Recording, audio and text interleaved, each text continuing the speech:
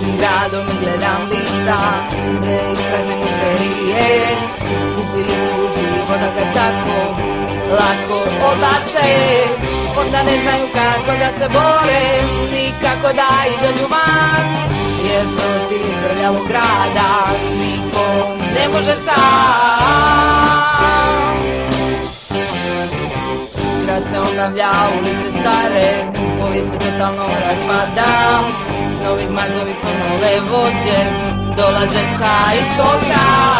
Zato prljavi grad još čuva taj stari tajanstveni mir. Prljavi grad, dvojici ljudi se na isto posloži.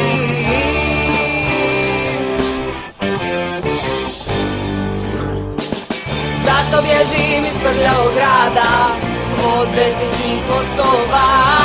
Tražim mir i neka me puste, da radim ono što najbolje znam. Da sviram blues prljavom gradu, kako želim pobjeći od njega.